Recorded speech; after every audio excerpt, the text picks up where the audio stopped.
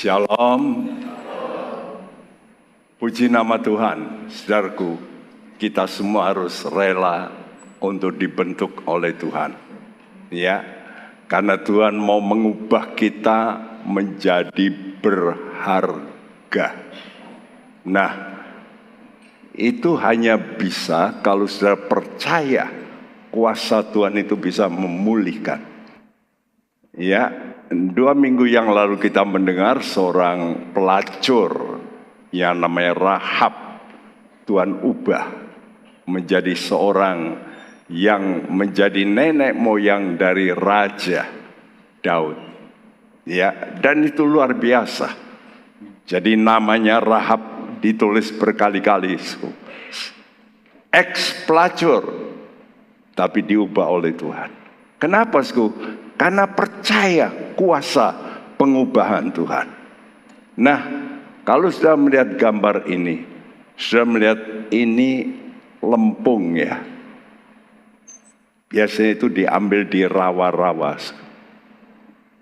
Ya, jadi tanah liat ini bisa diubah.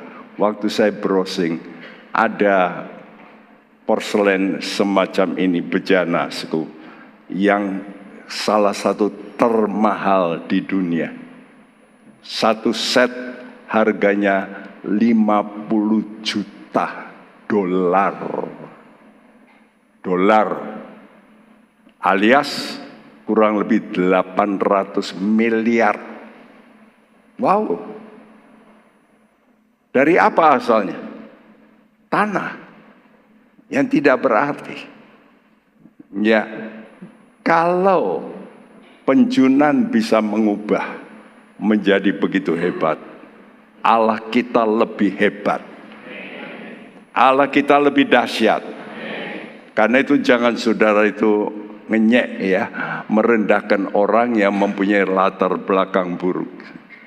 Siapa tahu nanti di sorga dia lebih besar daripada engkau. Jangan kau menghina orang. Karena Tuhan tidak pernah menghina orang. Kalau orang itu mau datang kepada Tuhan, dia sanggup mengubah. Sanggup mengubah menjadi indah. Oleh karena itu kita semua dipanggil oleh Tuhan. Tema khotbah hari ini adalah panggilan menjadi duta kerajaan. Wow, luar biasa. Ini namanya high calling. Alkitab menuliskan panggilan tinggi. Dan Alkitab juga menulis panggilan sorgawi.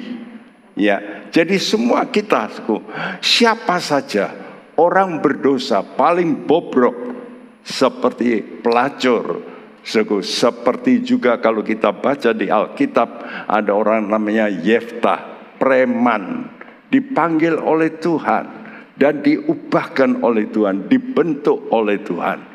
Saudaraku, asal satu perkara, mau merespons panggilan Tuhan. Dan mau dibentuk, mau diremas. Dan inilah proses yang biasanya tidak kita sukai. Kalau kita mau dibentuk indah, kita berkata amin. Tapi waktu mengalami proses peremasan, proses di mana tanah itu harus dibakar, luar biasa, tingginya. Sudah lihat gentong-gentong murah. Kenapa, Karena gentong itu prosesnya tidak terlalu rumit. Derajat yang dikenakan pada gentong batu merah, sehingga batu merah kadang-kadang sudah lihat ada flek hitam, gentong juga ada flek hitam. Kenapa, Karena pembakarannya tidak sempurna. Ya, tidak bisa menyeluruh. Tapi kalau porselen, dia ini minimal 1200 derajat. Kadang-kadang bisa 1500 derajat. Wow, panas sekali.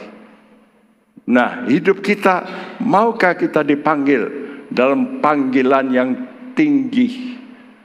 Namun panggilan ini bukan semena-mena Tuhan memanggil kita. Dia mau menyertai kita. Karena itu Tuhan membuktikan penyertaannya dengan lebih dulu. Dia mati dihajar, disalib. Sekarang pertanyaannya, maukah engkau dipanggil untuk masuk dalam persekutuan dengan yang namanya anaknya Yesus Kristus? Kenapa ditulis anaknya? Karena Allah ini harus menjelma menjadi anak manusia. Jadi karena itu ini satu teladan. Jadi kita ini diminta untuk bersekutu dengan Tuhan terus menerus. Biasanya orang kalau mau bersekutu dengan orang lain, dia akan masuk di mana?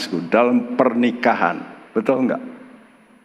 Ya, saya baca ada seorang bayi ya, dari seorang miskin. Kenapa miskin?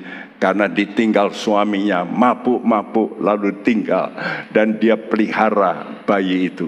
Waktu dia pelihara bayi itu, dia harus bekerja. Karena itu dia tinggalkan di rumah, lalu dia bekerja. Apa yang terjadi? Dia pulang, bayinya hilang, diculik dan dijual kepada orang lain. Saudaraku, dan untung dengan cara Tuhan, bayi ini dibeli oleh dokter, ya, lalu dipelihara. Saudaraku, ibu ini merindukan di mana anak ini. Dia cari-cari, dan anak ini waktu besar dia mulai pikir, ini bukan mami saya, ini saya diadopsi. Biasanya begitu. Lalu dia berusaha mencari, dan dia lalu dipinang oleh anak gubernur. Waktu saya membaca itu, hati saya rasanya tersentuh bukan main. Ya, kenapa? Karena anak ini dipinang oleh anak gubernur, lalu menjadi kaya raya. Tapi anak ini tetap mencari ibunya, dan dia cari, akhirnya ketemu. Orang memberitahu, itu tuh di jalan itu. Ya, dia sering ada di jalan itu. Saudara tahu apa? Ngemis. Rombongan datang. Ya, karena dia bawa rombongan dengan mobil. Dan dia tahu ibunya sedang tunduk tua. Ya, tidak berdaya. Dia turun, dia rangkul. Dia nangis. Dia berkata, ibu, saya anakmu. Wow, saudaraku, ibu ini menjerit, menangis. Ini saya baca cerita itu, waduh, luar biasa. Tuhan bisa mempertemukan. Tuhanmu lebih hebat dari itu. Dia mengambil engkau dari lumpur dosa. Dan Tuhan ini sudah ditetapkan. Pada akhirnya dalam Wahyu 19 ayat 16 dikatakan, dia akan datang sebagai Raja segala raja, King of Kings. Dia menjadi Raja segala raja dan Tuhan di atas segala Tuhan. Nah, kalau begitu, dia pasti sudah menjadi raja sekarang di sorga. Nanti dia akan turun, dan dia Tuhan segala Tuhan. Kalau kita bersekutu dengan dia, kita jadi apanya?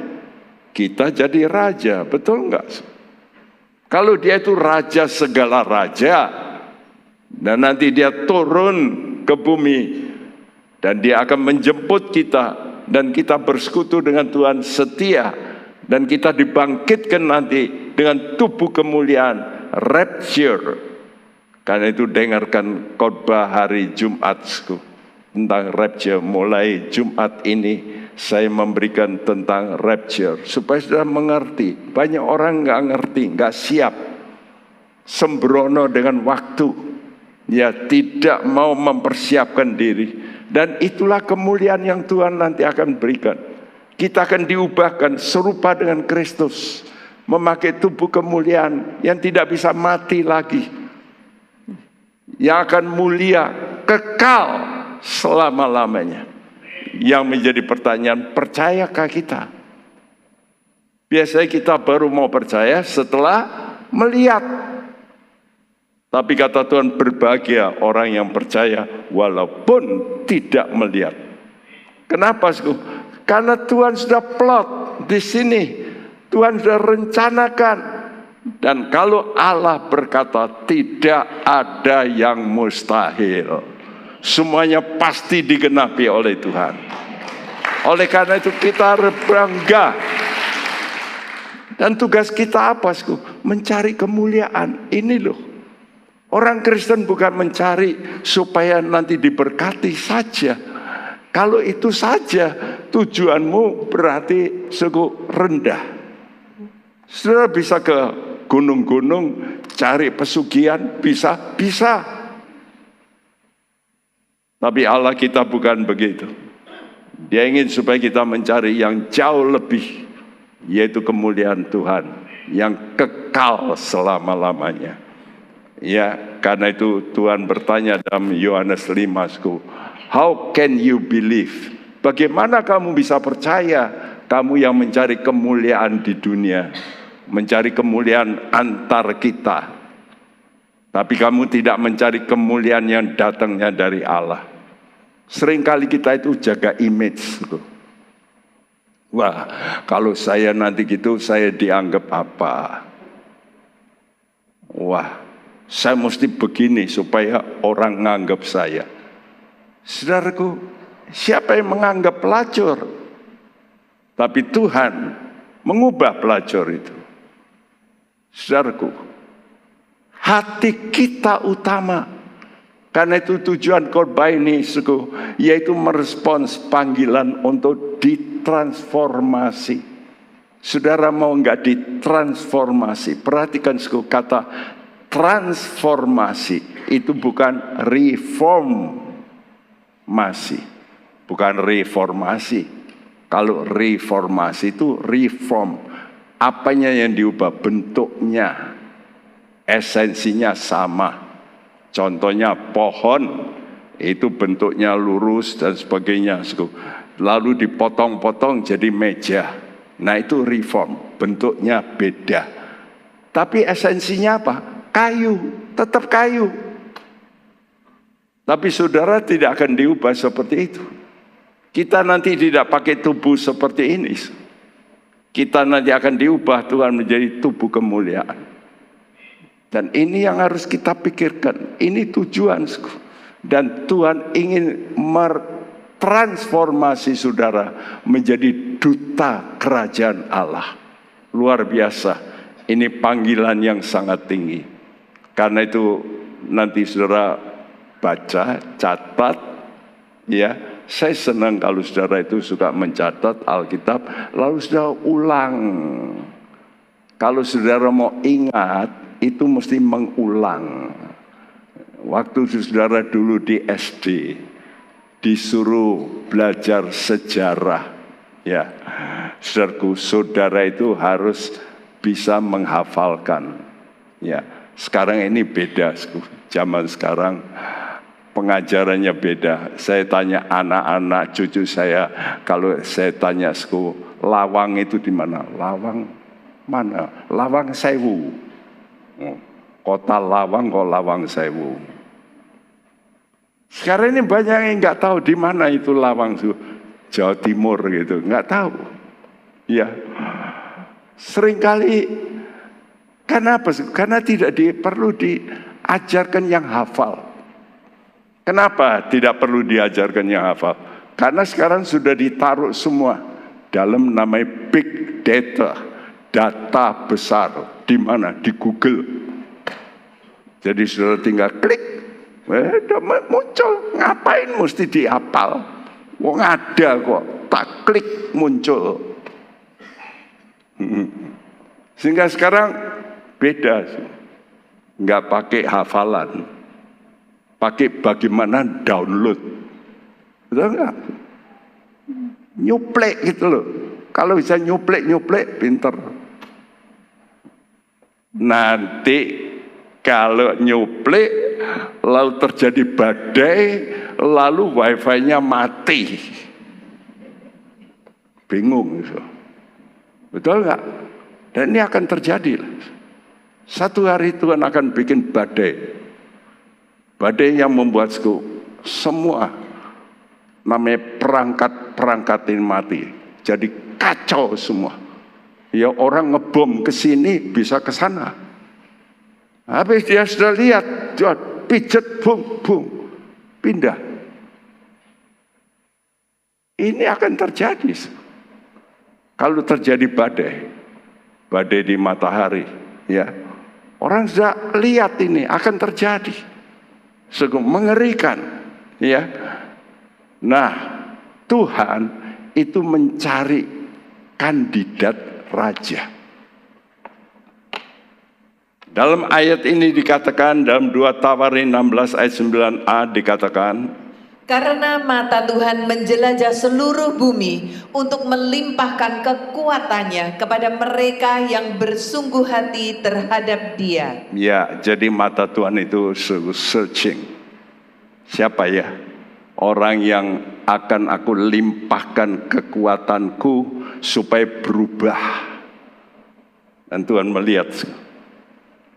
Tiap orang itu punya yang namanya kebebasan pribadi. Ya, saudara milih. Sekarang waktu saudara milih itu, saudara cari apa? Saudara ke gereja itu cari apa? Waktu Yesus diikuti oleh 2 murid Yohanes, Tuhan menoleh. Kamu cari apa? Tuhan juga tanya pada saudara. Saudara ke gereja itu cari apa? Ada yang berkata, cari jodoh Pak Bekti, pendeta. Boleh, saya nggak melarang sudah cari jodoh. Tapi kalau hanya cari jodoh, kalau sudah dapat jodoh, pergi. Loh, goodbye. Nggak gerejo-gerejoan. Oh, sudah dapat jodoh. Cari berkat. Kalau sudah dapat berkat, narboven. Pergi pesta. Nggak cari Tuhan. Cari Tuhan itu cari kemuliaan yang akan datang. Nah, jadi Tuhan itu melihatku. Dia punya namanya mata yang maha tahu hati manusia. Istrimu nggak tahu, suamimu nggak tahu, orang tuamu nggak tahu hatimu, betul? Tidur bareng, bersama, dekat, tapi nggak ngerti hati. Siapa yang tahu hati? Tuhan. Ngerti hatimu. Apakah engkau betul-betul mencari yang akan datang mulia? Memang kita diberi kesempatan untuk hidup di dunia ini. Yang pertama kita akan baca, pertanyaannya, saudara mau nggak membagi hidup? Karena manusia itu terdiri dari 2 hal, bagian natural man dan spiritual man.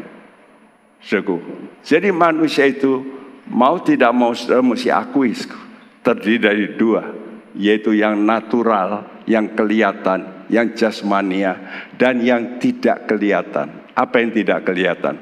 Perasaanmu, ya toh. Hatimu itu nggak kelihatan.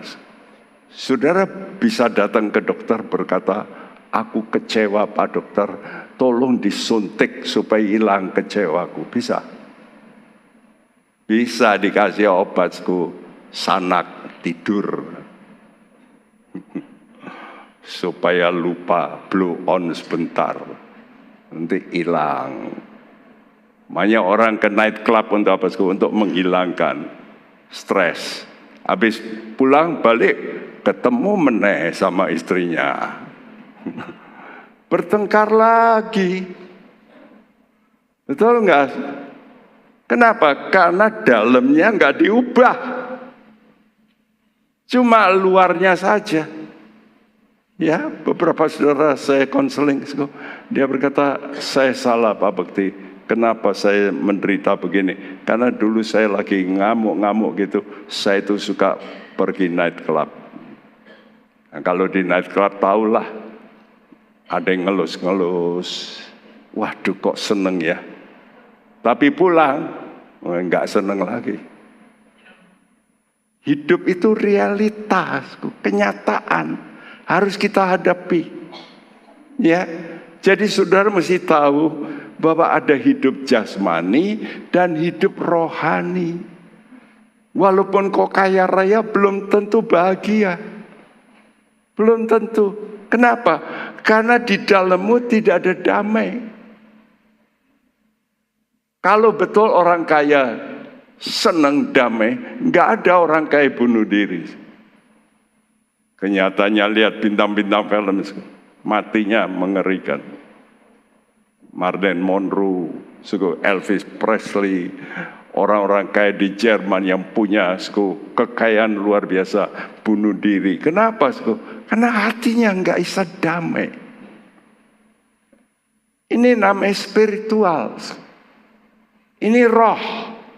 Nah, karena itu maukah kita mulai belajar membagi hidupmu, membagi waktumu, membagi tenagamu untuk hal yang spiritual, untuk hal yang tidak kelihatan tapi punya fungsi besar untuk membuat hatimu itu tentram. Nah, coba dibacakan Lukas 5 ayat 1-3 lebih dulu. Pada suatu kali Yesus berdiri di pantai Danau Genesaret, sedang orang banyak mengerumuni Dia hendak mendengarkan firman Allah. Ia melihat 2 perahu di tepi pantai. Nelayan-nelayannya telah turun dan sedang membasuh jalannya. Ia naik ke dalam salah satu perahu itu, yaitu perahu Simon, dan menyuruh dia supaya menolakkan perahunya sedikit jauh dari pantai. Lalu ia duduk dan mengajar orang banyak dari atas perahu. Ya, ini Simon Petrus. Sebelum cerita ini, dia bertemu dengan Tuhan sekali waktu mamanya, mertuanya sakit. Ya, dan waktu itu Tuhan Yesus banyak mendoakan orang, menyembuhkan. Lalu dipanggillah ke rumahnya, didoakan lalu sembuh. Karena itu waktu Yesus mengajar, Simon Petrus ini baru saja selesai cari ikan, tapi nggak dapat sepanjang malam cari ikan. Pagi-pagi dia cuci jala, Tuhan Yesus datang, lalu dia berkata, Simon, aku pinjam perahumu ya. Tuhan Yesus naik. Untuk apa? Untuk mengajar supaya orang nggak desak-desak. Jadi mimbarnya Tuhan bukan seperti ini, ada AC. Mimbarnya Tuhan itu di perahu dan orang di pantai. Bayangin, kalau di pantai itu Tuhan Yesus suaranya mesti gimana itu? Wah, mesti bengak-bengok. Wow, betul enggak? Karena yang dengar itu ribuan orang. Ini aja mesti pakai sound system. Enak. Tapi kuasa Tuhan di situ. Nah, saya tuliskan di sini, yang tahu bahwa hidup itu bukan hanya jasmani, tapi juga rohani, maka Anda mesti rela membagi hidupmu. Hidup jasmanimu itu loh. Dan sekarang kalau hidup jasmani ini Tuhan mau pakai hidupmu seperti Petrus, dipakai perahunya. Perahu ini apa? Modal kerja, betul? Seorang nelayan modal kerjanya untuk nangkap ikan banyak, itu mesti pakai perahu. Jadi ini modal kerja. Sekarang dipakai. Mau enggak? Untuk jadi apa? Jadi mitranya Tuhan. Ingat, kalau saudara mempersilahkan Tuhan dalam pekerjaanmu, ya, Dia kadang-kadang supaya engkau bisa juga memberi waktu untuk Tuhan, untuk berdoa, untuk kadang-kadang besuk, ya, nengok orang sakit, itu pekerjaan Tuhan. Biasanya banyak orang bisnismen nggak mau. Itu kerjanya pendeta, bukan saya. Saya kan businessman. Masa kunjungi orang sakit? Saudara, kalau engkau berkata, Tuhan, aku hamba, aku mau bagi waktuku. Nah, Tuhan Yesus itu mau melihat, apakah hati kita itu berpusat pada kepentingan diri kita sendiri. Ya, ataukah kita mau membagi waktu kita? Bagi apa, bagi tenaga. Betul? Kalau saudara mau kunjungi orang, saudara mesti kan beri tenagamu, waktumu, bahkan asetmu. Beberapa saudara menyediakan rumahnya, menyediakan kantornya untuk persekutuan doa. Nah, itu berarti memberikan asetnya. Untuk apa? Untuk pekerjaan Tuhan. Mau nggak saudara itu membagikan bagian pekerjaanmu itu juga ikut dalam memberikan tempat, waktu, tenaga, aset untuk Tuhan bicara tentang jiwa, tentang orang. Bukan tentang ikan, seperti Petrus ini tentang ikan. Mana lebih mahal, ikan atau orang? Nah, Petrus ini dulu penjala ikan. Tuhan mau ubah menjadi penjala orang, manusia. Karena orang lebih berharga. Ya, jadi kalau kita melayani orang, itu berharga di mata Tuhan. Karena itu saudara-saudara yang businessman, coba membagi waktumu. Jangan cuma memberikan keuanganmu, tapi juga memberikan waktu. Saudara, kunjungilah orang-orang yang kau kenal, lalu bicara tentang Tuhan Yesus. Nah, Yesus mau melihat Simon ini rela enggak? Kenapa? Karena mak mertuanya sudah disembuhkan. Sekarang ada rasa enggak? Hutang budi. Paling tidak begitu. Ditolong oleh Tuhan. Saudaraku, kalau orang sudah tahu hutang budi, ada orang sudah ditolongi, enggak ngerti hutang budi. Seneng enggak saudara sama orang yang sudah engkau tolong, nanti satu kali nggak ditolong, maki-maki. Saya sudah ngalamin ini.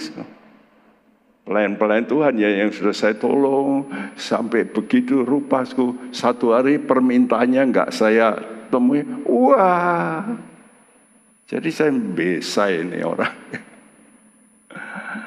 Tidak bisa rasa utang budi, hal yang kecil.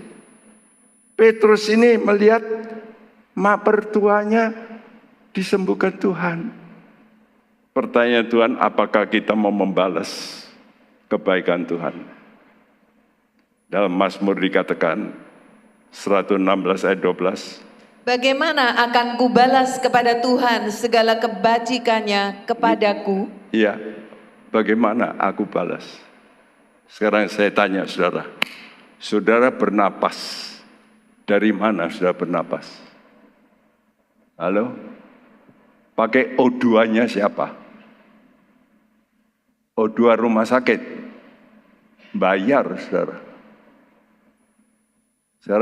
Sekarang menghirap O2 ini. Dari mana? Tuhan yang bikin.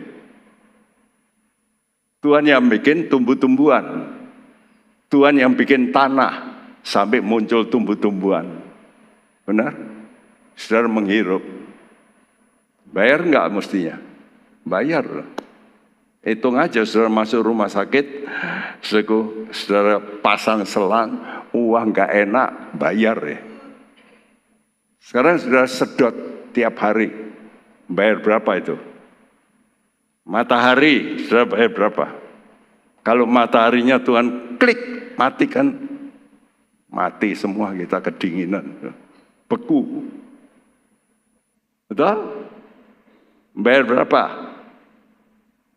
Tuhan itu pencipta, memberikan kebutuhan hidup kita.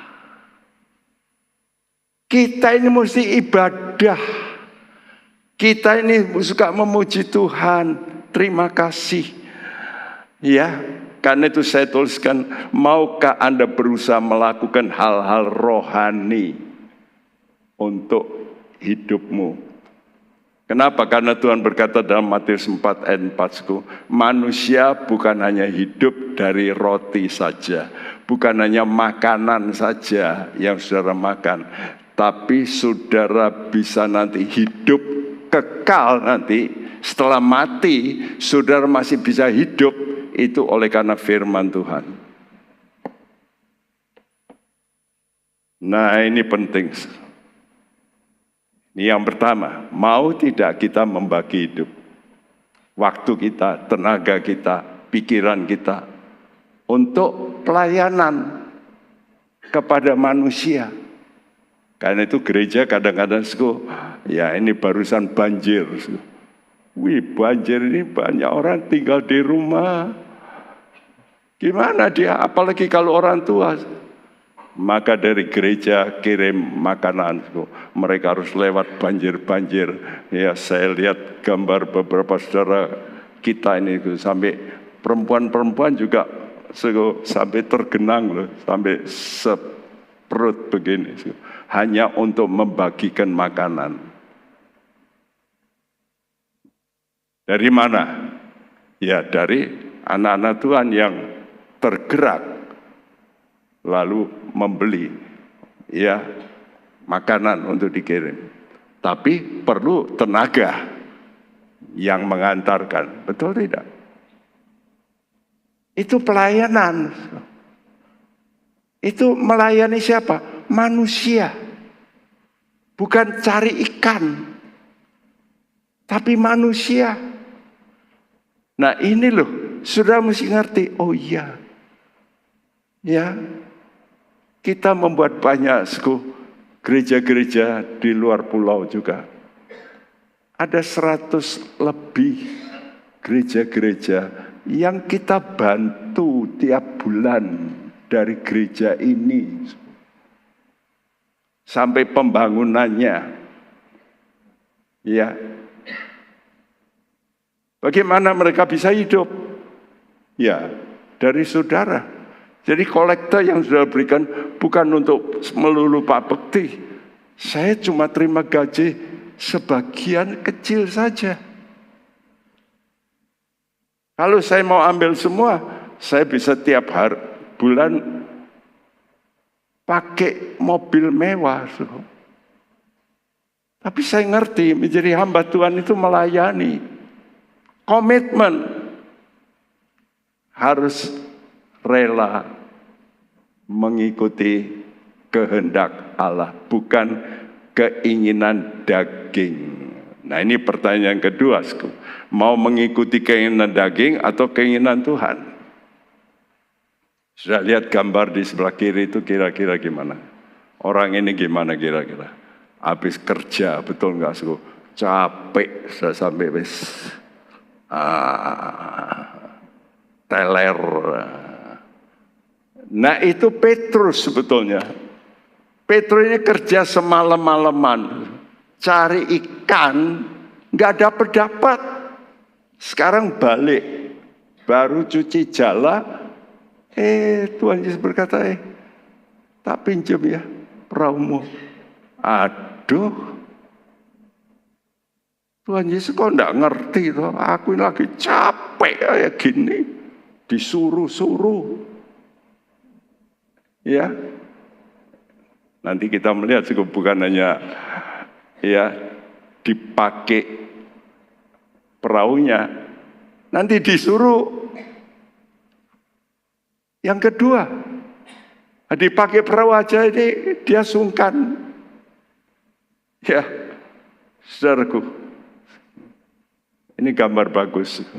Kalau saudara lagi capek begitu, lalu saudara harus melayani, aduh, Kalau dulu saya belum punya tenaga banyak, jam 2 malam orang ketok, tok. Sampai digembrong, karena saya dulu tinggal di Seteran, lalu tidurnya di belakang, nggak ada handphone saat itu. Orang itu gembrong, saya nggak dengar, lompat pagar, lalu gembrong pintu gereja, baru saya bangun. Kenapa Pak? Doakan istri saya. Ini lagi dokter berkata, wah bulet anaknya kena usus. Itu namanya apa itu? Ya, di lehernya segala penuh dengan usus, kalung usus. Ya, dan akan dioperasi bentar lagi jam 6. Ya, saya mesti bangun. Bangun saya pergi ke sana doakan. Persis jam 6, mestinya jadwalnya operasi. Ada orang lain yang lebih penting. Harus operasi dulu. Ya, tapi itulah yang caranya Tuhan. Sebentar lagi perutnya dia mules. Anak ini kuntal gitu ya. Lalu melepaskan usus-ususnya semua. Lalu keluar brul. Puji Tuhan. Saya sama ibu tengah malam juga dibel. Orang sudah tahu Pak Edi itu ketua PBSI dulu di Semarang. Ya, saudaraku, istrinya lagi mau melahirkan. Diikat. Hari itu saya baru masuk kamar VK pertama kali. Orang lagi mau melahirkan, ya, lalu teriak-teriak, berketal-ketal, ini keringatnya saya itu sampai seperti jagung, betul, ya, cerit-cerit, waduh, kenapa air tubanya sudah habis, ini dia kesakitan, diikat, kita berdoa. Setelah berdoa kan mesti cepat pulang, pulang. Besok paginya saya diberitahu, begitu Pak Bekti pulang sama istri berdoa, 10 menit kemudian anak itu lahir dengan selamat. Lalu dia memberi jam dinding di gereja Seteran. Saudaraku, lagi capek saudara lo disuruh itu berat, betul? Kapan saudara mau? Kalau hatimu mau jadi seperti hamba. Contohnya Mbak Nem, pembantu saudara, ada tamu jam 2, saudara ketok dia, Nem, bangun Nem, bikin kopi. Bangun enggak? Bangun. Enggak. Orang ngerti aku tidur. Wah, buyar, betul. Tidak begitu bukan? Karena apa? Hamba. Halo, are you ready to be a servant? Hati hamba. Ini penting. Karena itu kita baca Lukas 5 ayat 4-7. Setelah selesai berbicara, ia berkata kepada Simon, bertolaklah ke tempat yang dalam dan tebarkanlah jala-jalamu untuk menangkap ikan. Simon menjawab, Guru, telah sepanjang malam kami bekerja keras dan kami tidak menangkap apa-apa. Tetapi karena Engkau menyuruhnya, aku akan menebarkan jala juga. Dan setelah mereka melakukannya, mereka menangkap sejumlah besar ikan sehingga jala mereka mulai koyak. Lalu mereka memberi isyarat kepada teman-temannya di perahu yang lain supaya mereka datang membantunya. Dan mereka itu datang, lalu mereka bersama-sama mengisi kedua perahu itu dengan ikan hingga hampir tenggelam. Ya, lagi capek-capek, lagi kesel, nggak dapat ikan, sekarang disuruh dipakai Perahunya setelah dipakai disuruh bertolak ke dalam untuk nangkep ikan lagi. Waduh. Kalau sudah berkata, waduh, ya abot toh, berat. Baru nggak dapat ikan semalam, tenagaku terkuras, karena disuruh bertolak lagi ke dalam, nangkep lagi. Tapi perhatikan sku. Dia berkata, sepanjang malam aku bekerja keras dan kami tidak menangkap apa-apa. Tetapi karena Engkau yang menyuruh. Apakah saudara bisa begitu? Tuhan, karena Engkau yang meminta, aku lakukan. Walaupun hatiku berat, tapi karena Engkau. Sama di keluarga aja sama. Suami istri kalau ada masalah, sudah mesti ingat firman Tuhan. Karena Engkau Tuhan. Suami-suami, cintai istrimu. Bagaimanapun istrimu, engkau mesti berkata, Tuhan, Engkau nyuruh saya mencintai, saya harus mencintai. Jangan bantah Tuhan. Begitu juga istri, kamu tunduklah sama suamimu, ngalah. Kalau istri yang bisa memenangkan suaminya itu, kalau dia ngalah, malah suaminya leleh nanti. Karena itu firman Tuhan, karena Engkau yang menyuruhnya. Nah, kapan kita bisa begitu? Kalau hati kita ini hamba Tuhan. Kamu bukan hamba suamimu, bukan hamba istri, hamba Tuhan. Amin. Mau kita semua berkata, saya hamba Tuhan. Katakan pada dirimu, Tuhan, oke dah.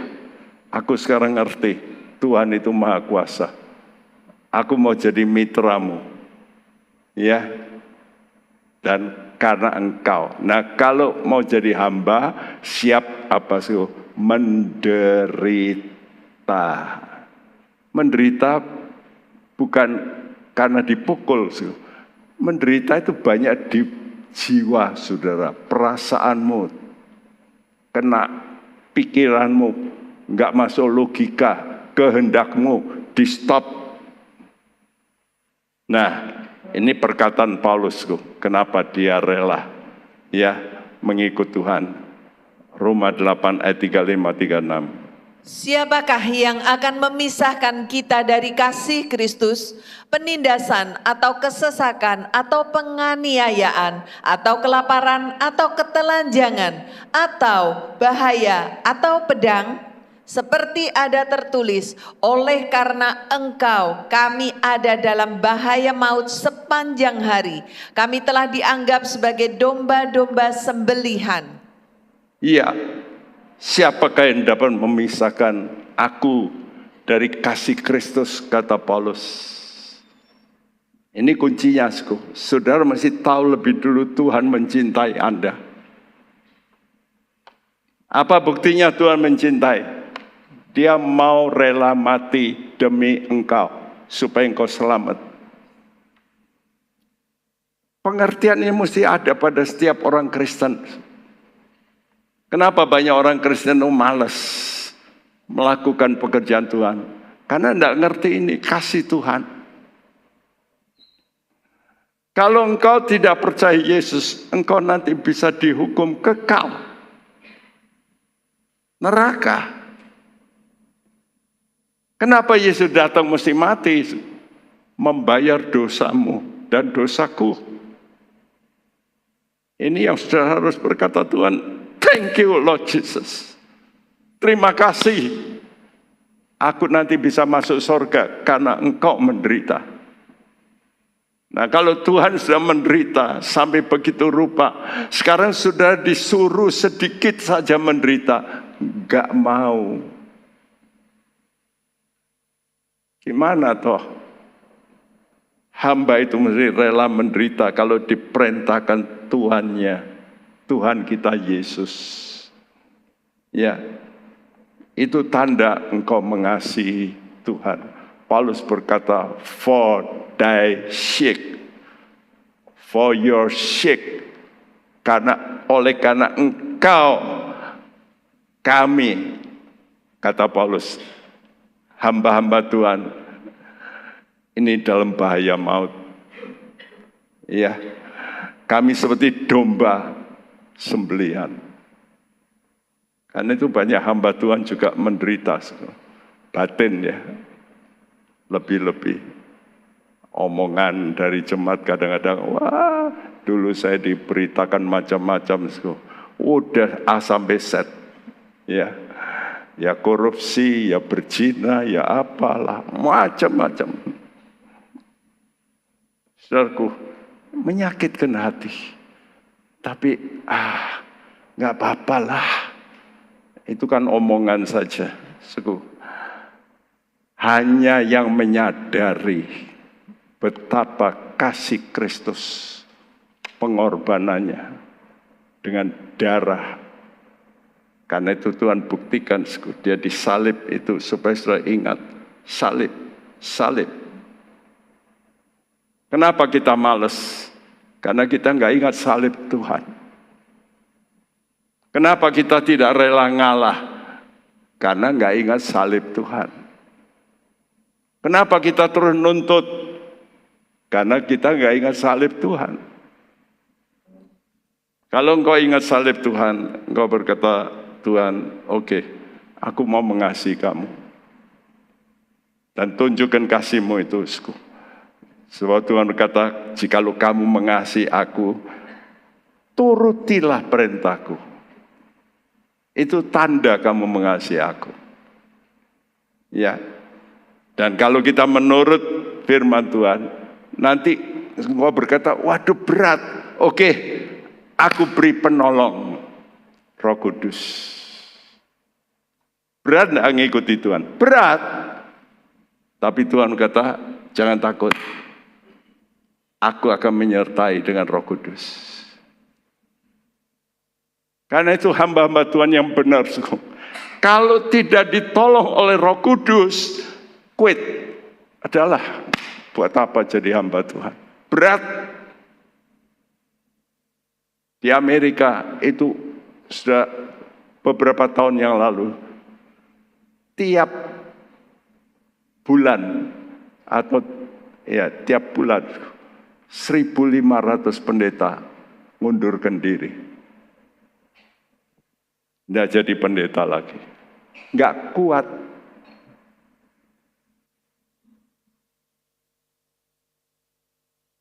Nah gampang. Melayani orang itu paling susah. Kenapa? Karena saudara memberi uang. Kalau bos itu bosnya memberi uang. Jadi bawahan lebih nurut. Tapi kalau pendeta atau mungkin pelayan Tuhan, wah kena omongan.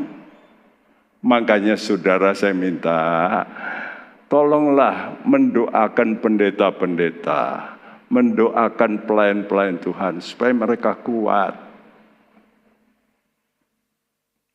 Ya, saudaraku, hanya orang yang mencintai Tuhan tahu bahwa Roh Kudus ini penolong. Dan kalau dia menderita karena itu, Roh Kudus dicurahkan lebih kuat.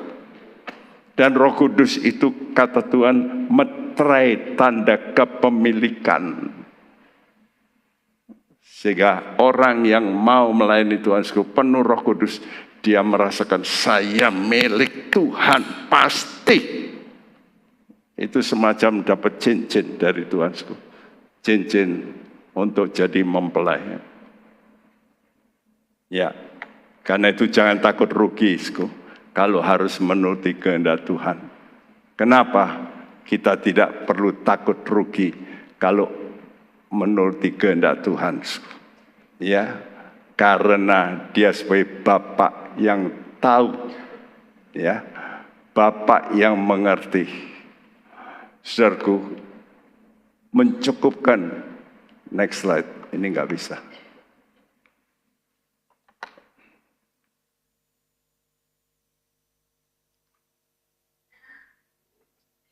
Jangan takut, harus menuruti kehendak Tuhan. Kenapa? Karena Bapak itu ngerti. Kalau saudara harus membagi waktumu, Tuhan ngerti. Wah, nanti bisnisku gimana kalau bagi waktu? Kan bocoran, Tuhan ngerti. Saudara tahu hoki dari mana? Bejo itu dari mana? Saudara pinter tapi nggak bejo. Wah, nggak enak, betul? Orang-orang yang biasa-biasa tapi bejo. Enak tuh hidupnya. Ya. Nah, namanya anugerah itu dari Tuhan. Dan waktu mereka melakukan, capek ini, melakukan, rasanya kesel. Masa sih aku sudah sepanjang malam tangkap ikan itu lebih baik malam. Ikan-ikan itu naik semua, betul enggak? Kan lagi napas gitu kalau malam. Itu kan gampang di jala. Malam aku sudah kerja keras, nggak dapat. Sekarang disuruh melemparkan, lagi terang, cahaya, datang, kan lebih dalam ikannya. Tapi waktu mereka lempar, mereka bersama-sama mengisi kedua perahu itu hingga hampir tenggelam. Tuhan bisa melakukan yang di luar akal Anda. Tuhan bisa memberkati di luar akal Anda. Kalau Anda memberikan waktumu, Tuhan memberikan waktu untuk Anda bisa istirahat. Tuhan akan memberikan pembukaan yang baru untuk bisnismu. Engkau berkata, kok hoki aku? Lah, jadi jangan takut, suku. Kalau saudara itu diminta oleh Tuhan, ya ikut kadang-kadang dengan pendeta, suku, untuk melayani. Ya ikutlah, bagi waktu, ya pergi untuk besuk orang. Nah, Petrus ini yang terakhir kagum dengan ucapan Tuhan. Ya, nah ini next level.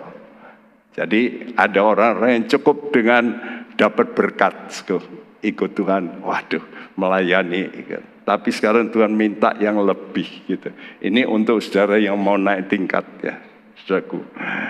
Jadi Petrus ini kagum dengan apa yang Tuhan lakukan. Lukas 5 ayat 8 sampai 11. Ketika Simon Petrus melihat hal itu, ia pun tersungkur di depan Yesus dan berkata, "Tuhan, pergilah daripadaku, karena aku ini seorang pendosa." Sebab ia dan semua orang yang bersama-sama dengan dia takjub oleh karena banyaknya ikan yang mereka tangkap. Demikian juga Yakobus dan Yohanes, anak-anak Zebedius, yang menjadi teman Simon.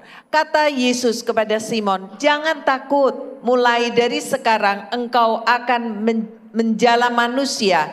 Dan sesudah mereka menghela perahu-perahunya ke darat, mereka pun meninggalkan segala sesuatu lalu mengikut Yesus. Ini yang hebat, mereka meninggalkan segala sesuatu. Ini bagi saudara yang next level, ya. Jadi mungkin saudara yang oke lah, saudara sudah membagikan waktu. Artinya saudara bisa tidak membagikan waktu lebih lagi, tambahi lagi, supaya engkau bisa melihat lebih lagi pekerjaan Tuhan dalam hidupmu, dalam bisnismu. Ya, saya punya teman di Jakarta, tapi sudah almarhum. Dia lulusan apoteker, buka apotek, tapi seringkali kan digeledah gitu. Jadi dia itu kesel kok, ketar-ketir terus, carilah polisi. Lalu dia berkata, "Tuhan, kok gini ya, kerjaan gini nih kok, saya ingin jujur tapi kok dicari-cari. Tuhan, mbok dikasih kerjaan yang lain." Dia berdoa, "Tuhan, kerjaan apa?"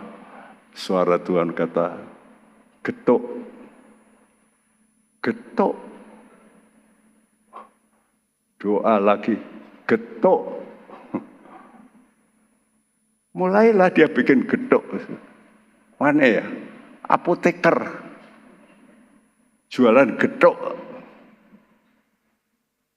Ternyata dia bikin, lalu dia olah laris. Sudah tahu, masuk istana. Sejak itu, kalau rapat-rapat negara, semua menteri-menteri DPR pesan gedok. Cuannya lebih banyak dari apoteker.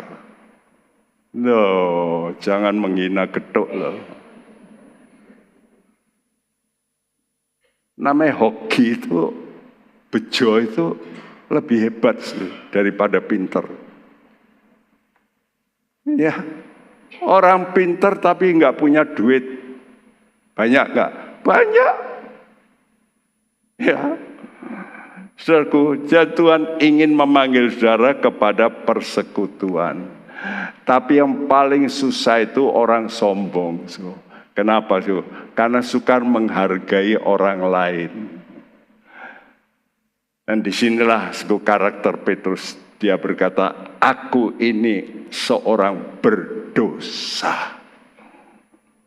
Ya, karena waktu dia lihat pengalaman ini, dia berkata, waduh, takjub. Jadi kuasa ucapan Tuhan itu hebat. Karena itu saya juga waktu tahu hebatnya Tuhan, saya tinggalkan kerjaan saya. Ya, saya dulu bekerja di perusahaan Amerika, saya tinggalkan, enggak lah, melayani Tuhan aja. Papa, om, semua, loh gimana toh? Tak tinggal semua. Ya, mula-mula sengsara. Ya, menderita memang. Tapi kita melihat apa yang Tuhan janjikan ternyata digenapi oleh Tuhan.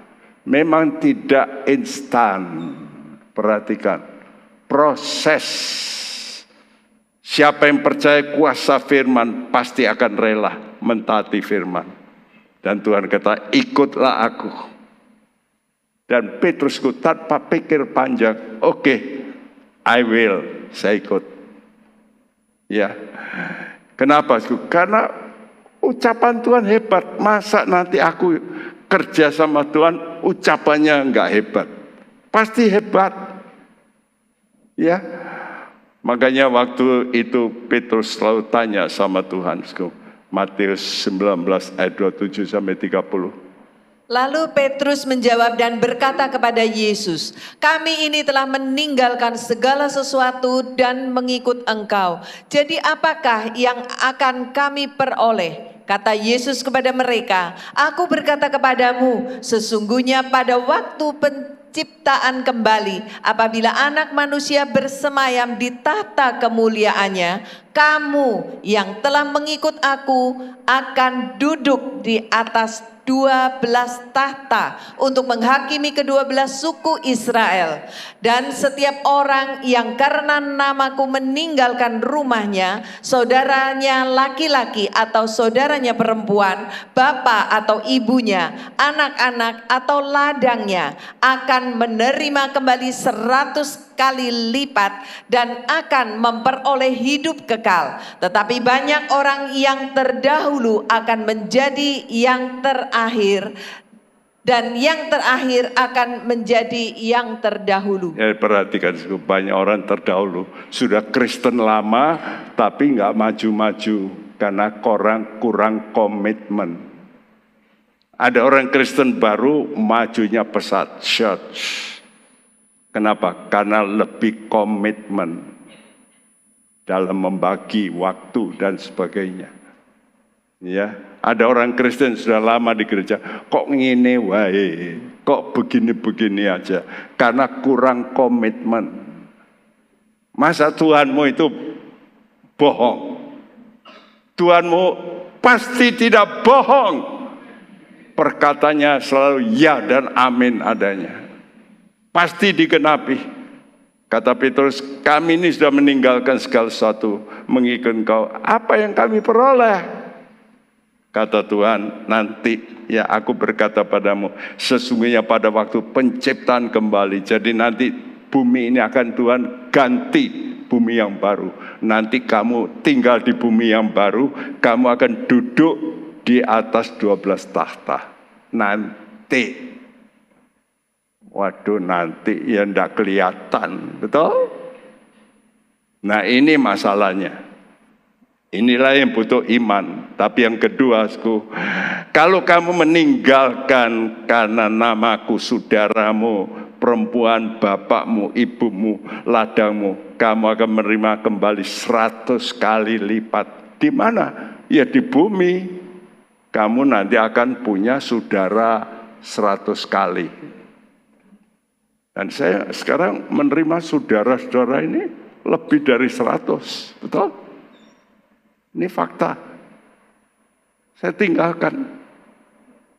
Ya, mama sampai berkata, "Weslah, kenapa kamu jadi pendeta?" Karena aku melihat janji Tuhan ini.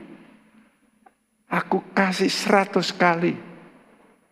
Teman-teman, saudara-saudara yang lebih baik. Waktu saya sakit, datang banyak. Betul enggak? Kenapa? Ya karena saya melayani. Mungkin saudaraku nggak bisa nengok di luar kota. Tapi kalau di Semarang banyak saudara menolong. Waktu istri saya kena bom, ratusan orang datang ke rumah sakit. Saya melihat Tuhan, terima kasih. Karena Tuhan janjimu ya dan amin adanya. Dan yang paling penting memperoleh hidup kekal. Jadi ada 3 perkara. Bagi saudara yang mengikut Tuhan dengan setia, 1, saudara memperoleh kedudukan yang mulia. Nanti memerintah bersama Kristus. Nanti. Tapi sekarang berkat. Kata Tuhan 100 kali lipat. Memang kadang-kadang kata Tuhan 30, 60, 100. Tergantung saudara. Karena itu coba saudara melayanilah komsel-komsel. Nanti saudara akan ketemu dengan saudara-saudara komsel itu. Kalau saudara ada kesulitan, mereka menolong. Mungkin 30. Kalau sudah memimpin 60 orang. Yuk semangat sedikit. Ya, dan terpenting hidup kekal selama-lamanya. Amin.